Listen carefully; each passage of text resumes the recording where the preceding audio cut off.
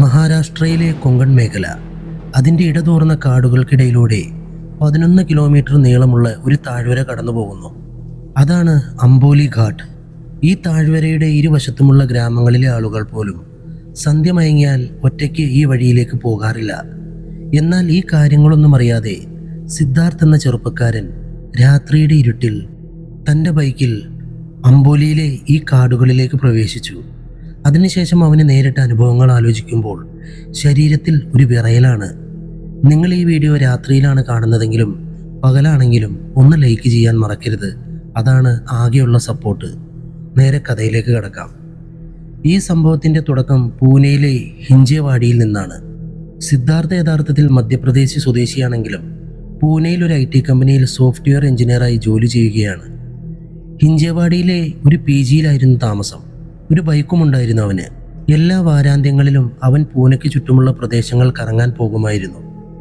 ഇത് 2017 കഥയാണ്. ഒരു ലോങ് വീക്കെൻഡ് വരാനിരിക്കെ ദൂരെ ഒരു യാത്ര പോകാൻ ആലോചിച്ചപ്പോൾ ഓഫീസിലെ കൂട്ടുകാരുമായി നടത്തിയ സംസാരത്തിൽ പൂനെയിൽ നിന്നും ഗോവയിലേക്കുള്ള റോഡ് വളരെ മനോഹരമാണെന്നും അതുവഴിയുള്ള റൈഡ് വളരെ നല്ലതായിരിക്കുമെന്നും കൂട്ടുകാർ പറഞ്ഞു. ഗോവയിലേക്ക് മുന്നേ പോയിട്ടില്ലാത്ത സിദ്ധാർത്ഥിന് അതിഷ്ടമായി. അപ്പോൾ സുഹൃത്തുക്കളിൽ ഒരാൾ പറഞ്ഞു, നീ ഗോവയിലേക്ക് പോകുമ്പോൾ അംബോലിഘാട്ട് വഴിയുള്ള റൂട്ട് തിരഞ്ഞെടുക്കണം. അവിടെ കാടുകൾ വളരെ മനോഹരമാണ്. ആ കാടിനുള്ളിലെ വെള്ളച്ചാട്ടങ്ങൾ അതിഗംഭീരമാണ്. അത് കാണാതെ പോകരുത്. എന്നാൽ ആ സുഹൃത്തൊരു കാര്യം പറയാൻ വിട്ടുപോയി. അംബോലിഘാട്ട് പകൽ സമയത്ത് തന്നെ കടന്നു പോകണം. സന്ധ്യയ്ക്ക് ശേഷം അതിനുള്ളിൽ പ്രവേശിക്കാൻ ധൈര്യം കാണിക്കരുത്. എല്ലാ തയ്യാറെടുപ്പുകളും പൂർത്തിയാക്കി സിദ്ധാർത്ഥ് ശനിയാഴ്ച രാവിലെ 7 മണിക്ക് പൂനെയിൽ നിന്നും ഗോവ ലക്ഷ്യമാക്കി യാത്ര തിരിച്ചു. പൂനെയിൽ നിന്നും ഗോവയിലേക്കുള്ള ദൂരം ഏകദേശം 450 കിലോമീറ്ററാണ്. ഗൂഗിൾ മാപ്പിൽ ഏകദേശം 9 മണിക്കൂർ സമയം കാണിച്ചു. താൻ വൈകുന്നേരം 4:30 അല്ലെങ്കിൽ 5 മണിക്ക് മുമ്പായി ഗോവയിലെത്തുമെന്ന് സിദ്ധാർത്ഥിന് ഉറപ്പായിരുന്നു. എന്നാൽ ഇതൊക്കെ വെറും കണക്കുകൂട്ടലുകൾ മാത്രമായിരുന്നു. ദേശീയപാത 48 സിദ്ധാർത്ഥ് ഏകദേശം 9 മണിക്കൂർ യാത്ര ചെയ്തിരുന്നു. ഉച്ചയ്ക്ക് 3:30 നല്ല തിരക്കുള്ള ഒരു ചെറുപട്ടണം കടന്നു പോകുമ്പോൾ റോഡിന് ഓരം ചേർന്ന ഒരു അമ്പലം അവൻ കണ്ടു. അവിടെ ഒരു സമൂഹ സദ്യ നടക്കുന്നുണ്ടായിരുന്നു. വിശപ്പുള്ളതുകൊണ്ട് അവിടെ നിർത്തി ഭക്ഷണം കഴിക്കാമെന്ന് അവൻ കരുതി. ബൈക്ക് നിർത്തി സിദ്ധാർത്ഥ് ഭക്ഷണം കഴിക്കാൻ ക്യൂ നിന്നു. അവിടെ ഇരുന്ന് കഴിക്കാൻ സൗകര്യമില്ലായിരുന്നു. എല്ലാവരും കയ്യിലെ പ്ലേറ്റിൽ വാങ്ങി നടന്നാണ് കഴിക്കുന്നത്. സിദ്ധാർത്ഥിൻ്റെ അടുത്തിരുന്ന് ഭക്ഷണം കഴിക്കുകയായിരുന്ന ഒരാൾ അവനെയും ബൈക്കിനെയും നോക്കി. എവിടേക്കാണ് പോകുന്നത് എന്ന് ചോദിച്ചു. ഗോവയിലേക്ക് എന്ന് സിദ്ധാർത്ഥ് മറുപടി പറഞ്ഞു. അപ്പോൾ അയാൾ മറാത്തി ഭാഷയിൽ ഏത് വഴിയാണ് പോകുന്നത് എന്ന് ചോദിച്ചു. ഞാൻ അംബോലിഘാട്ട് വഴിയാണ് പോകുന്നതെന്ന് സിദ്ധാർത്ഥ് പറഞ്ഞു. ഭക്ഷണം കഴിക്കുകയായിരുന്ന ആ മനുഷ്യൻ പെട്ടെന്ന് നിന്നു. എന്നിട്ട് പറഞ്ഞു, എങ്ങനെയും സന്ധ്യ മയങ്ങുന്നതിന് മുമ്പ് അംബോലിഘാട്ട് കടക്കണം. രാത്രിയുടെ ഇരുട്ടിൽ അത് കടക്കരുത്. അതിനുശേഷം അയാൾ വീണ്ടും ഭക്ഷണം കഴിക്കാൻ തുടങ്ങി. അവിടെ നിന്ന് അംബോലിഘാട്ടിലേക്ക് ഏകദേശം 70 കിലോമീറ്റർ ദൂരമുണ്ടായിരുന്നു. 4 മണിയോടെ ഘാട്ടിലെത്തി കുറച്ച് കാഴ്ചകൾ കണ്ട ശേഷം അവിടെ നിന്നും പുറത്ത് കടക്കണമെന്നാണ് സിദ്ധാർത്ഥ് കരുതിയത്. അവന് ചെറിയൊരു പരിഭ്രമം തോന്നി. എന്താണ് പ്രശ്നം? രാത്രിയിൽ എന്തെങ്കിലും ബുദ്ധിമുട്ടുണ്ടാകുമോ എന്നവൻ ചോദിച്ചു. ആ മനുഷ്യൻ കുറച്ചു നേരം സിദ്ധാർത്ഥിനെ നോക്കി നിന്നു. എന്നിട്ട് പറഞ്ഞു, നിന്നോട് പറഞ്ഞത് നീ അനുസരിക്കണം. എന്നിട്ട് വീണ്ടും ഭക്ഷണം കഴിക്കാൻ തുടങ്ങി. സിദ്ധാർത്ഥ് വേഗം ഭക്ഷണം തീർത്ത് ബൈക്കെടുത്ത് അംബോലിയെ ലക്ഷ്യമാക്കി നീങ്ങി. ഇതൊരു ഓഗസ്റ്റ് മാസമായിരുന്നു. നേരിയ മഴ പെയ്യാൻ തുടങ്ങിയിരുന്നു. കനത്ത മഴ വരുന്നതിന് മുമ്പ് എങ്ങനെയും അംബോലിഘാട്ട് കടക്കണമെന്നായിരുന്നു സിദ്ധാർത്ഥിൻ്റെ പ്ലാൻ. എന്നാൽ ഒരു പ്രശ്നമുണ്ടായി. മൺസൂൺ സമയത്ത് ഈ റൂട്ട് അത്രയധികം പച്ചപ്പും സൗന്ദര്യമുള്ളതുമായിരുന്നു. റോഡിൻ്റെ ഇരുവശത്തുമുള്ള ഗ്രാമങ്ങളും പ്രകൃതി സൗന്ദര്യങ്ങളും അവനെ മോഹിപ്പിച്ചു. അവന് വേഗത കൂട്ടാൻ കഴിഞ്ഞില്ല. വൈകുന്നേരം 5:30 അമ്പലത്തിൽ നിന്നും ഭക്ഷണം കഴിച്ചതിന് ശേഷം അവൻ 50 കിലോമീറ്റർ ദൂരം മാത്രമാണ് പിന്നിട്ടത്. അംബോലിഘാട്ടിലേക്ക് ഇനിയും 20 കിലോമീറ്റർ ദൂരമുണ്ട്. ഇതിനിടയിൽ ശക്തമായ മഴ തുടങ്ങി. റോഡിൽ മുന്നോട്ട് പോകാൻ കഴിയാത്ത അത്രയും കനത്ത മഴ. സിദ്ധാർത്ഥ് നോക്കുമ്പോൾ അവൻ പോകുന്ന റോഡിൻ്റെ വശത്ത് ഗ്രാമത്തിലേക്കൊരു ചെറിയ റോഡ് പോകുന്നു. അവിടെ ഒരു ബസ് സ്റ്റോപ്പിൻ്റെ ഷെഡ് പോലെ കണ്ടു. അവൻ ബൈക്ക് അവിടെ നിർത്തി ഷെഡിനടിയിൽ കയറി നിന്നു. മഴ തോരുമ്പോൾ യാത്ര തുടരാമെന്നവൻ കരുതി. 3-4 മിനിറ്റ് അവൻ ആ ഷെഡിൻ്റെ അടിയിൽ നിന്നു. മഴയിൽ നന്നായി നനഞ്ഞിരുന്നു. നേരിയ തണുപ്പും അനുഭവപ്പെട്ടു. ഈ തണുപ്പിനിടയിൽ അവന് മൂത്രമൊഴിക്കാൻ തോന്നി. ഷെഡിൻ്റെ പിന്നിലേക്ക് പോയി തിരിച്ചു വന്നപ്പോൾ അവൻ നിന്നിരുന്ന സ്ഥലത്ത് ഒരു സ്ത്രീ നിൽക്കുന്നത് കണ്ടു. കയ്യിലൊരു സഞ്ചി ഉണ്ടായിരുന്നു. ഏകദേശം 40-45 വയസ്സ് പ്രായം. തന്നെ കണ്ടപ്പോൾ അവരൊന്ന് പുഞ്ചിരിച്ചു. എന്നിട്ട് വീണ്ടും റോഡിലേക്ക് നോക്കി നിന്നു. സിദ്ധാർത്ഥ അവരുടെ അടുത്ത് ഷെഡിൻ്റെ അടിയിൽ പോയി നിന്നു. 5-6 മിനിറ്റ് നിശബ്ദമായി നിന്നു. മഴയുടെ ശബ്ദം മാത്രമാണ് അവിടെ കേൾക്കാനുണ്ടായിരുന്നത്. സന്ധ്യ മയങ്ങി തുടങ്ങിയിരിക്കുന്നു. പൂർണ്ണമായും ഇരുട്ടായിരുന്നില്ലെങ്കിലും സൂര്യൻ അസ്തമിച്ചിരിക്കുന്നു. സിദ്ധാർത്ഥിന് വല്ലാത്തൊരു അസ്വസ്ഥത തോന്നി. ഈ മൗനം ഭേദിക്കാനായി അവൻ ആ സ്ത്രീയോട് വെറുതെ ചോദിച്ചു, ആൻറ്റി, അമ്പോലിഘാട്ട് എത്ര ദൂരമുണ്ട്? ആ സ്ത്രീ ഒരിക്കൽ മുകളിലേക്ക് നോക്കി. എന്നിട്ട് കഴുത്ത് സിദ്ധാർത്ഥിൻ്റെ നേരെ തിരിച്ച് ഒരു വാചകം മാത്രം പറഞ്ഞു, അമ്പോലിയിലേക്ക് ഇപ്പോൾ പോകണ്ട. സിദ്ധാർത്ഥ ആകെ പരിഭ്രാന്തനായി. ഒന്നും പറയാതെ ബൈക്കിൻ്റെ നേർക്ക് നോക്കി നിശബ്ദനായി നിന്നു. ഏകദേശം 20-25 മിനിറ്റിന് ശേഷം മഴ കുറഞ്ഞു. ആ സ്ത്രീ നേരത്തെ പറഞ്ഞ ഗ്രാമത്തിലേക്കുള്ള വഴിയിലേക്ക് നടന്നുപോയി. സിദ്ധാർത്ഥ് തൻ്റെ ബൈക്കിൽ കയറി അമ്പോലിയെ ലക്ഷ്യമാക്കി യാത്ര തുടർന്നു. അവിടുന്ന് ഏകദേശം 18-19 കിലോമീറ്റർ ദൂരമുണ്ട് അമ്പോലി ഘാട്ടിലേക്ക്. സിദ്ധാർത്ഥ് മുഴുവൻ വേഗതയിലും അമ്പോലി ലക്ഷ്യമാക്കി നീങ്ങി. സമയം ഏകദേശം 7:15. തൻ്റെ ബൈക്കുമായി സിദ്ധാർത്ഥ് അമ്പോലി ഘാട്ടിനുള്ളിലേക്ക് പ്രവേശിച്ചു. 10 കിലോമീറ്റർ നീളമുള്ള താഴ്വര അവന് കടക്കണം. പകൽ ഇത്രയും മനോഹരമായിരുന്ന ആ വനമേഖല ഇപ്പോൾ കുറ്റാക്കൂരിട്ടാണ്. നേരിയ മഴ ഇപ്പോഴുമുണ്ട്. മരങ്ങൾ ഭീകരമായി തോന്നി. റോഡ് നന്നായി വഴുക്കുള്ളതായിരുന്നു. തൻ്റെ ബൈക്കിൻ്റെ ഹെഡ്ലൈറ്റിൻ്റെ വെളിച്ചമല്ലാതെ വേറൊരു വെളിച്ചവുമില്ല. അതിനു പുറമെ താഴ്വരയുടെ അപകടം പിടിച്ച വളവും വെള്ളച്ചാട്ടങ്ങളുടെ ശബ്ദവും അന്തരീക്ഷമല്ലാതെ ഭയപ്പെടുത്തുന്നതാക്കി. രാത്രിയിൽ എന്തിനീ വഴി തിരഞ്ഞെടുത്തു എന്ന് പോലും അവന് തോന്നി. എങ്ങനെയോ മഴയ്ക്കിടയിലൂടെ സിദ്ധാർത്ഥ് അമ്പോലി ഘാട്ടിൻ്റെ അവസാന ഭാഗത്തെത്തി. ഘാട്ട് അവസാനിക്കുമ്പോൾ ഒരു ഗ്രാമം തുടങ്ങുന്നുണ്ടായിരുന്നു. അവിടെ കണ്ട നേരിയ വെളിച്ചം അവന് ആശ്വാസം നൽകി. ഹോ, സമാധാനമായി, ഈ ഘാട്ട് കടന്നുപോയി. സിദ്ധാർത്ഥ് ഏകദേശം 50-60 മീറ്റർ മുന്നോട്ട് പോയപ്പോൾ റോഡിൻ്റെ അരികിലെ കാട്ടിൽ നിന്നും 70 വയസ്സുള്ള ഒരു വൃദ്ധൻ വരുന്നു, ഒരു ചാക്കുകെട്ടുമെടുത്ത്. അവനെ കണ്ടപ്പോൾ കൈ കാണിച്ചു. രാത്രിയിൽ ഈ കാടിൻ്റെ ഉള്ളിൽ ആരാണ് വന്നതെന്ന് സിദ്ധാർത്ഥിന് സംശയം തോന്നി. ആരും വരില്ലെന്ന് നാട്ടുകാർ പറഞ്ഞിരുന്നല്ലോ. എങ്കിലും അടുത്ത് ഗ്രാമമുള്ളതുകൊണ്ട് ഒരുപക്ഷെ അവിടുത്തെ ആളായിരിക്കാമെന്ന് അവൻ കരുതി. ബൈക്ക് വൃദ്ധൻ്റെ അടുത്ത് നിർത്തി. അയാൾ 1-2 വാക്കുകൾ മാത്രം പറഞ്ഞു. ഗ്രാമം എന്ന് പറഞ്ഞ് അങ്ങോട്ടേക്ക് കൈ ചൂണ്ടി. സിദ്ധാർത്ഥ് പറഞ്ഞു, കയറിയിരിക്കൂ എന്ന് ആംഗ്യം കാണിച്ചു. അയാൾ ബൈക്കിൻ്റെ പിന്നിൽ കയറി. അവർ ഗ്രാമത്തിലേക്ക് നീങ്ങി. സിദ്ധാർത്ഥ് അമ്പോലി ഘാട്ടിൽ നിന്നും പുറത്തു വന്നപ്പോൾ മഴ വീണ്ടും ശക്തമായി. കാടിനുള്ളിൽ മഴയുടെ ശക്തി കുറവായിരുന്നെങ്കിലും തുറന്ന സ്ഥലത്ത് വന്നപ്പോൾ അത് ആഞ്ഞു വീശി. വൃദ്ധൻ സിദ്ധാർത്ഥിനോട്, എൻ്റെ വീട് ഈ ഗ്രാമത്തിലാണ്, അവിടെ വരെ എന്നെ കൊണ്ടുവിടാമോ? മഴ തീർന്നിട്ട് പോകാമെന്ന് പറഞ്ഞു. രാത്രി ആയതുകൊണ്ടും ഗോവയിലേക്ക് ഇനിയും 60 കിലോമീറ്റർ ദൂരമുള്ളതുകൊണ്ടും സിദ്ധാർത്ഥിനത് നല്ലതായി തോന്നി. സിദ്ധാർത്ഥ് ബൈക്ക് ഓടിച്ച് വൃദ്ധൻ്റെ വീട്ടിലെത്തി. അയാൾ അവനെ അകത്തേക്ക് ക്ഷണിച്ചു. ആ പഴയ വീട്ടിൽ സിദ്ധാർത്ഥ് കയറുമ്പോൾ ഒരു ഹാള്, അതിനോട് ചേർന്നൊരു മുറി, അതിൻ്റെ വശത്തായി മറ്റൊരു മുറി എന്നിവയുണ്ടായിരുന്നു. മഴ തീരുന്നതും കാത്ത് സിദ്ധാർത്ഥ് അവിടെയിരുന്നു. എന്നാൽ മഴ കുറയുന്നതിന് പകരം ശക്തമായി. ഈ സമയത്ത് ഗോവയിലേക്ക് പോകണ്ട, മഴ വളരെ കൂടുതലാണ്, നിങ്ങളിന്ന് ഇവിടെ തങ്ങുക, നാളെ രാവിലെ പുറപ്പെട്ടാൽ മതി എന്ന് വൃദ്ധൻ സിദ്ധാർത്ഥിനോട് പറഞ്ഞു. താല്പര്യമില്ലായിരുന്നെങ്കിലും സിദ്ധാർത്ഥിന് അവിടെ തങ്ങേണ്ടി വന്നു. ആ വീട്ടിൽ വൃദ്ധൻ്റെ 20-21 വയസ്സുള്ള ഒരു മകളും ഉണ്ടായിരുന്നു. അവൾ ചായ കൊണ്ടുവന്നു വച്ച ശേഷം വശത്തുള്ള മുറിയിലേക്ക് പോയി. അതിനുശേഷം സിദ്ധാർത്ഥ് അവളെ കണ്ടിട്ടില്ല. ഏറ്റവും വിചിത്രമായ കാര്യം ഇവിടെയാണ് നടക്കുന്നത്. വൃദ്ധൻ സിദ്ധാർത്ഥിനോട് അകത്തെ മുറിയിൽ കിടക്ക തയ്യാറാക്കിയിട്ടുണ്ടെന്നും അവിടെ പോയി കിടന്നോളാനും പറഞ്ഞു. തൻ്റെ ചെറിയ ലഗേജ് എടുത്ത് അവൻ മുറിക്കുള്ളിൽ പോയി ബെഡിൽ കിടന്നു. സമയം 8:30 കഴിഞ്ഞു. പിന്നെയും സമയം പോയി. 9:30. സിദ്ധാർത്ഥ് ഭക്ഷണം പ്രതീക്ഷിച്ചിരുന്നു. അവന് നല്ല വിശപ്പുണ്ടായിരുന്നു. എന്നാൽ ആ വൃദ്ധൻ ഒരു തവണ പോലും കഴിക്കുന്നതിനെ പറ്റി ചോദിച്ചില്ല. താമസിക്കാൻ ഇടം തന്നിട്ട് കഴിക്കാൻ ആവശ്യപ്പെടുന്നത് ശരിയല്ലെന്ന് കരുതി അവൻ ചോദിക്കാൻ നിന്നില്ല. വൃദ്ധൻ്റെ മകൾ പുറത്തു വരുമ്പോൾ ചോദിക്കാമെന്നും അവൻ കരുതി. 10 മണി കഴിഞ്ഞിട്ട് മകൾ വന്നില്ല. വൃദ്ധനും ഭക്ഷണം ചോദിച്ചില്ല. വീട്ടിൽ കയറുന്നിടത്ത് ഒരു കർട്ടൻ ഉണ്ടായിരുന്നു. കർട്ടൻ്റെ ഒരു വശത്താണ് സിദ്ധാർത്ഥ് കിടന്നിരുന്നത്. കർട്ടൻ്റെ അടുത്ത് ഒരു വാതിലുണ്ട്. ആ വാതിലിലൂടെയാണ് മകൾ അടുത്ത മുറിയിലേക്ക് പോയത്. വിശപ്പ് കാരണം വയ്യാതായപ്പോൾ സിദ്ധാർത്ഥ് ബാഗിൽ നിന്നും ബിസ്ക്കറ്റ് എടുത്ത് കഴിച്ച് കട്ടിലേക്ക് കിടന്നു. കിടന്ന ശേഷം ഏകദേശം 1.25 മണിക്കൂർ കഴിഞ്ഞപ്പോൾ പെട്ടെന്ന് അവൻ്റെ ഉറക്കം മുറിഞ്ഞു. എവിടെ നിന്നോ ചന്ദനത്തിരിയുടെ സുഗന്ധം അവൻ അനുഭവപ്പെട്ടു. മൊബൈലിൽ സമയം നോക്കി. രാത്രി 11:05. ഈ സമയത്ത് ആരാണ് ചന്ദനത്തിരി കത്തിക്കുന്നതെന്ന് അവൻ ചിന്തിച്ചു. അവൻ കട്ടിലിൽ നിന്നിറങ്ങി വാതിലിൻ്റെ അടുത്തേക്ക് പോയി. കർട്ടൻ മെല്ലെ മാറ്റി നോക്കി. അവർ ചായ കുടിച്ച ഹാളിൽ ആ വൃദ്ധനെ കണ്ടില്ല. അപ്പോഴാണ് മൺവെട്ടി ഉപയോഗിച്ച് മണ്ണ് കിളയ്ക്കുന്ന ഉച്ചത്തിലുള്ള ശബ്ദം അവന് കേൾക്കാൻ കഴിഞ്ഞത്. സിദ്ധാർത്ഥ് പതുക്കെ പ്രധാന വാതിൽ തുറന്നു. അത് കുറ്റിയിട്ടിരുന്നില്ല. മെല്ലെ വാതിൽ തുറന്ന് പുറത്തിറങ്ങിയ അവൻ കണ്ടത് വീടിൻ്റെ പിൻവശത്ത് മുറ്റത്ത് ആ വൃദ്ധൻ കുഴിയെടുക്കുന്നതാണ്. അയാൾ കുനിഞ്ഞിരുന്ന് മൺവെട്ടി ഉപയോഗിച്ച് മണ്ണ് പുറത്തേക്ക് മാറ്റുന്നു. അയാളുടെ പുറംഭാഗം സിദ്ധാർത്ഥിൻ്റെ നേർക്കായിരുന്നു. അവിടെ അയാൾ ചന്ദനത്തിരികൾ കത്തിച്ചു വെച്ചിരുന്നു.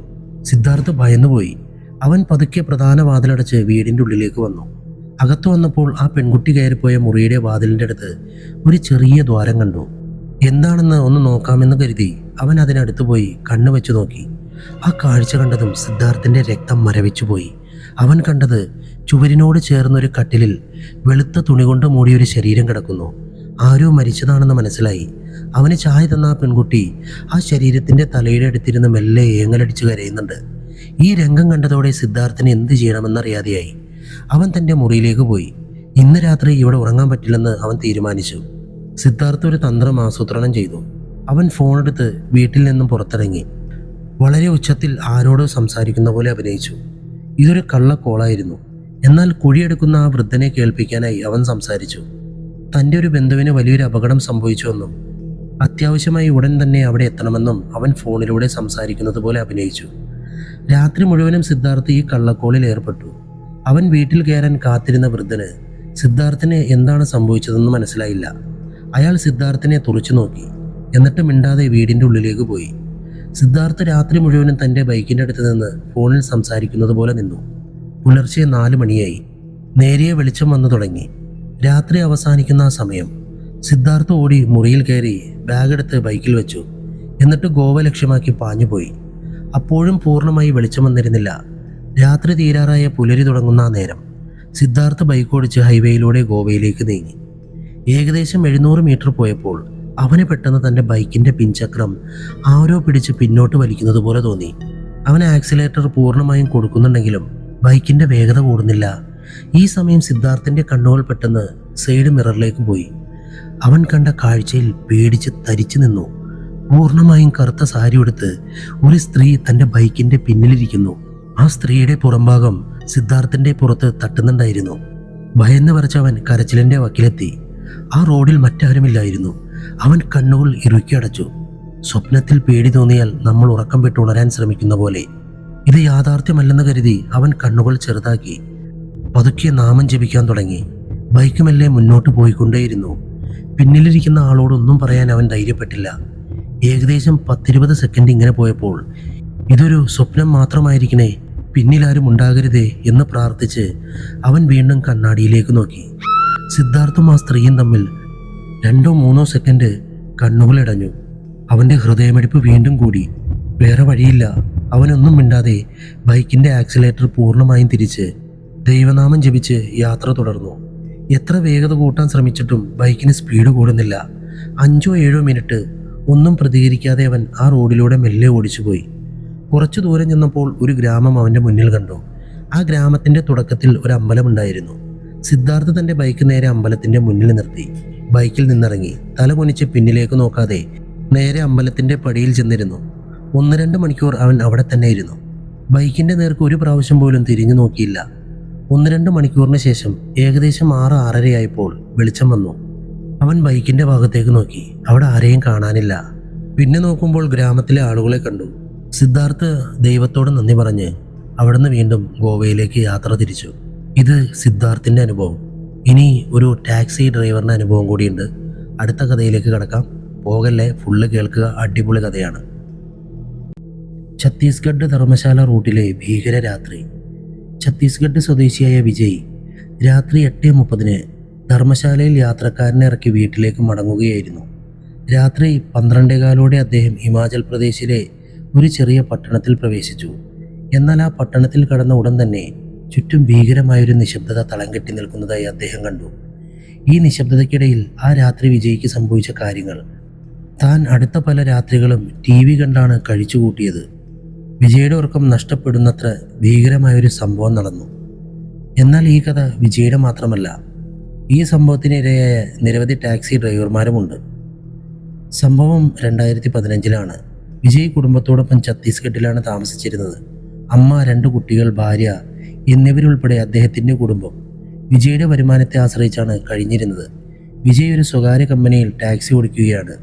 2015 തന്നെയാണ് ഊബർ ഛത്തീസ്ഗഡിൽ ടാക്സി സർവീസ് ആരംഭിച്ചത്. ഇവിടെ ഡ്രൈവർമാർക്ക് നല്ല വരുമാനം ലഭിക്കുന്നുണ്ടെന്ന് വിജയ് കേട്ടു. അതോടെ താനും ഊബറിൽ ടാക്സി ഓടിക്കാമെന്ന് അദ്ദേഹം തീരുമാനിച്ചു. ആദ്യം മറ്റൊരാളുടെ കീഴിൽ ഊബർ ടാക്സി ഓടിക്കാൻ തുടങ്ങി. നല്ല വരുമാനം ലഭിക്കുന്നുണ്ടെന്ന് കണ്ടപ്പോൾ കുറച്ചു മാസങ്ങൾക്ക് ശേഷം 2016 അദ്ദേഹം സ്വന്തമായി ഒരു കാറ് ഷോറൂമിൽ നിന്നും വാങ്ങി. ഇനി മുതൽ ഊബറിൽ നിന്ന് നേരിട്ട് ബുക്കിംഗ് എടുക്കാൻ അദ്ദേഹം തീരുമാനിച്ചു. ആദ്യ വർഷമെല്ലാം വളരെ നന്നായി പോയി. എന്നാൽ ക്രമേണ വിപണിയിൽ ഊബറിന് മത്സരം കൂടി. വിജയ്ക്ക് ജോലി കുറഞ്ഞു. ജോലി കുറഞ്ഞതിനോടൊപ്പം ഊബർ കമ്മീഷനും വർദ്ധിപ്പിച്ചു. ഇതോടെ ഊബറിന് കീഴിൽ ടാക്സി ഓടിക്കണ്ടെന്ന് അദ്ദേഹം തീരുമാനിച്ചു. താൻ സ്വകാര്യ ബുക്കിങ്ങുകൾ എടുക്കാൻ തുടങ്ങി.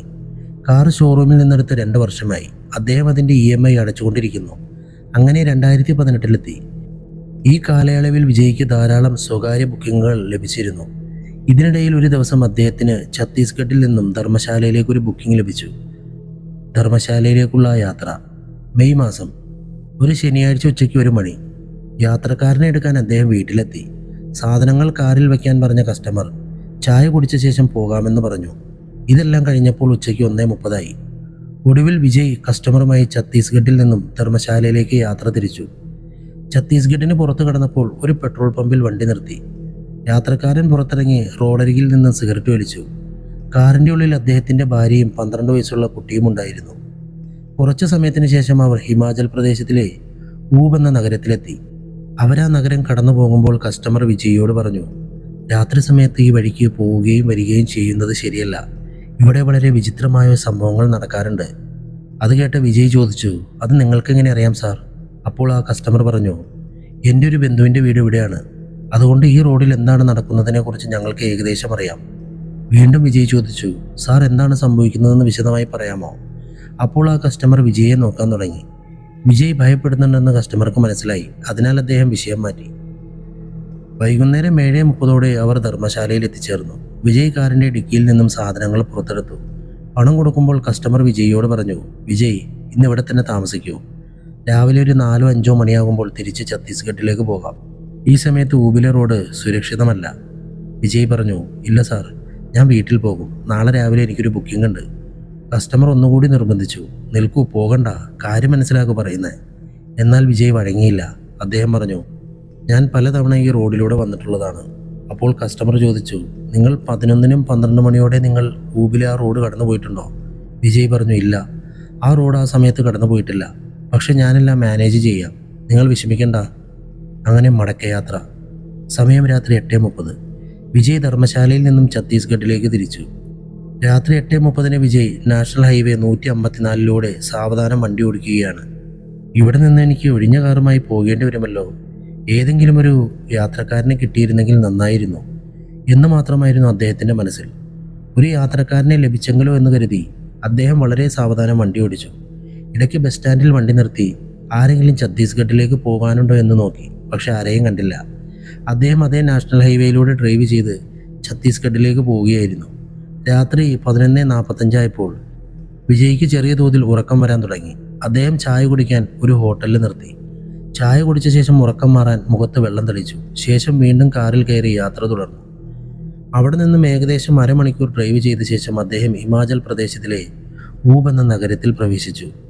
നഗരത്തിൽ കടന്നപ്പോൾ അവിടെ ഭീകരമായ നിശബ്ദതയിലായിരുന്നു. അതുവരെ ഓടിക്കൊണ്ടിരുന്ന 1-2 വാഹനങ്ങൾ പോലും അവിടെ ഇല്ലായിരുന്നു. പൂർണ്ണമായ നിശബ്ദത. എന്നാൽ ഈ സ്ഥലത്ത് തെരുവ് വിളക്കുകളുടെ വെളിച്ചമുണ്ടായിരുന്നതുകൊണ്ട് വിജയ്ക്ക് അധികം ഭയം തോന്നിയില്ല. എന്തുകൊണ്ടാണ് റോഡിൽ ആരുമില്ലാത്തത്? എന്തുകൊണ്ടാണ് എല്ലാം ഇത്ര വിജനമായിരിക്കുന്നത് എന്ന ചിന്ത മാത്രം അദ്ദേഹത്തിൻ്റെ മനസ്സിൽ നിരന്തരം കൂടിക്കൊണ്ടേയിരുന്നു. അദ്ദേഹം ഇതൊക്കെ ആലോചിച്ചുകൊണ്ട് സാവധാനം വണ്ടി ഓടിക്കുമ്പോൾ പെട്ടെന്ന് കാറിൻ്റെ മുകളിൽ എന്തോ വീഴുന്ന ശബ്ദം കേട്ടു.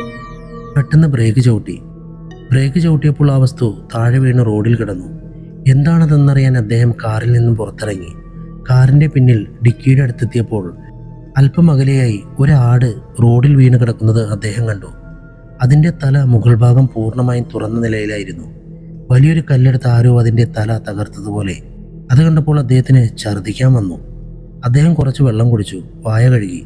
കുറച്ചു നേരം കാറിൻ്റെ ഉള്ളിൽ വിശ്രമിച്ച ശേഷം വീണ്ടും ഛത്തീസ്ഗഡിലേക്ക് യാത്ര തുടർന്നു.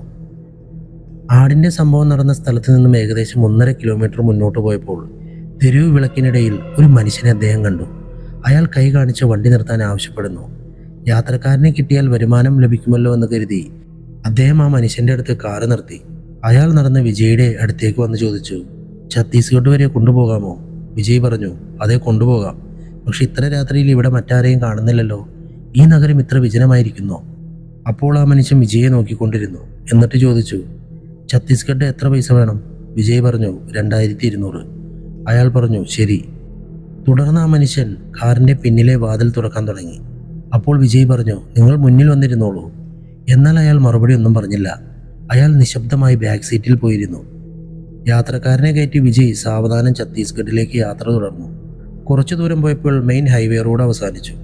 ഇപ്പോൾ സ്ട്രെയിറ്റ് ഹൈവേയിലൂടെയാണ് യാത്ര. അവിടെ തെരുവ് വിളക്കുകളോ വെളിച്ചമോ ഇല്ലായിരുന്നു. കാറിൻ്റെ ലൈറ്റ് മാത്രമാണ് റോഡിന് അല്പം വെളിച്ചം നൽകിയിരിക്കുന്നത്.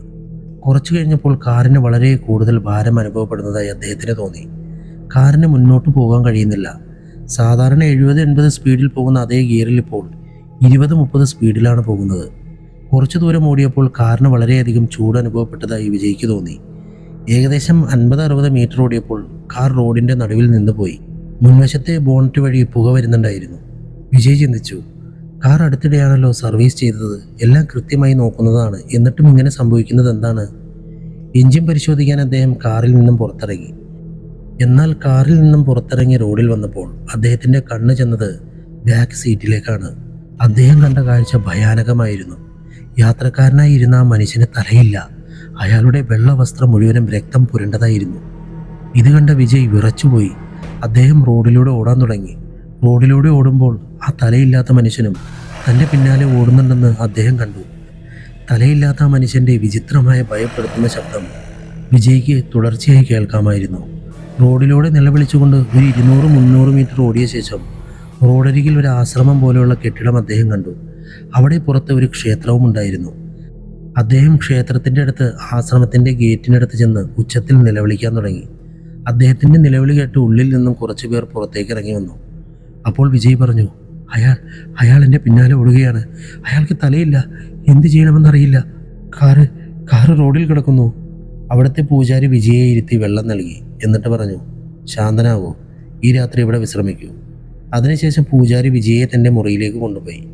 അവിടെ അദ്ദേഹത്തിൻ്റെ മുന്നിലിരുത്തി ഗായത്രി മന്ത്രം ജപിച്ചു. അടുത്ത ദിവസം രാവിലെ പൂജാരി വിജയിയോടൊപ്പം കാറിനടുത്തേക്ക് പോയി. വിജയ് കാറ് സ്റ്റാർട്ട് ചെയ്തപ്പോൾ വളരെ എളുപ്പത്തിൽ സ്റ്റാർട്ടായി. വിജയ് കാറ് നേരെ ക്ഷേത്രത്തിലേക്ക് കൊണ്ടുപോയി. അവിടെ കാറിന് പൂജ നടത്തിയ ശേഷം പൂജാരി പറഞ്ഞു, നോക്കൂ, ഇന്നലെ രാത്രി നീ കണ്ടതൊരു പ്രേതമാണ്. എന്നാൽ ആ കഥ പറയുന്നതിന് മുമ്പ് ഇതേ ഹൈവേയിൽ നടന്ന മറ്റൊരു സംഭവത്തെക്കുറിച്ച് നമുക്ക് നോക്കാം. വിജയുടെ സംഭവത്തിന് 1 വർഷത്തിന് ശേഷം പഞ്ചാബിൽ നിന്നുള്ള ഒരു കുടുംബം ഹിമാചൽ പ്രദേശിലെ കാൻഗ്ര സന്ദർശിക്കാൻ പോയിരുന്നു. രാത്രിയിൽ അവർ ഈ റൂട്ടിലൂടെ മടങ്ങുകയായിരുന്നു. കുടുംബത്തിൽ ഭർത്താവിൻ്റെ പേര് ജഗത്താർ, ഭാര്യയുടെ പേര് അഞ്ജു. അവർക്ക് 3 ചെറിയ കുട്ടികളുണ്ടായിരുന്നു. ഏറ്റവും ചെറിയ കുട്ടിക്ക് 1.5 വയസ്സും മൂത്ത കുട്ടിക്ക് 6 വയസ്സുമായിരുന്നു. ഈ 5 പേർ കാറിൽ പഞ്ചാബിലേക്ക് മടങ്ങുകയാണ്. രാത്രി ഏകദേശം 11:30 അവർ ഹിമാചൽ പ്രദേശിലെ ഊബ് നഗരത്തിൽ നിന്നും ഏകദേശം 5 കിലോമീറ്റർ മുന്നോട്ട് പോയി. കുറച്ചു കഴിഞ്ഞപ്പോൾ ജഗ്താർ കണ്ടത് റോഡിൻ്റെ മുന്നിൽ ഒരാൾ കൈ കാണിച്ച് വണ്ടി നിർത്താൻ ആവശ്യപ്പെടുന്നതാണ്. അയാൾ റോഡിൻ്റെ അരികിൽ നിന്ന് നടുവിലേക്ക് വന്നു നിന്നു. ജഗ്താറിൻ്റെ ഭാര്യ പറഞ്ഞു, വണ്ടി നിർത്തരുത്, സൈഡിലൂടെ പോകാം. എന്നാൽ ജഗ്താർ പറഞ്ഞു, റോഡിൻ്റെ നടുവിൽ നിൽക്കുകയല്ലേ, എനിക്ക് അയാളെ ഇടിച്ച് കടന്നു പോകാൻ കഴിയില്ല. ഇവിടെയാണ് ജഗ്താറിന് തെറ്റുപറ്റിയത്. അയാൾ ആ മനുഷ്യനിൽ നിന്നും കുറച്ച് ദൂരം മാറി വണ്ടി നിർത്തി. എന്നിട്ട് ദേഷ്യത്തോടെ പുറത്തിറങ്ങി അയാളുടെ അടുത്തേക്ക് പോയി. നിങ്ങൾ എന്തായി കാണിക്കുന്നത്? റോഡിൻ്റെ നടുവിലാണോ നിൽക്കുന്നത്? അപ്പോൾ ആ മനുഷ്യൻ പറഞ്ഞു, സാർ, എനിക്ക് ഛത്തീസ്ഗഡ് വരെ പോകണം, ദയവായി കൊണ്ടുപോകുമോ? എനിക്കൊരു അത്യാവശ്യ കാര്യമുണ്ട്. ജഗ്താർ പറഞ്ഞു, എൻ്റെ കാറിൽ സ്ഥലമില്ല, പിന്നിൽ ഭാര്യയുണ്ട്, സീറ്റിൽ കുട്ടികൾ ഉറങ്ങുകയാണ്. ജഗ്താർ ദേഷ്യത്തോടെ ആ മനുഷ്യനോട് സംസാരിച്ചു. എന്നിട്ട് തിരിഞ്ഞ് കാറിൻ്റെ അടുത്തേക്ക് നടന്നു.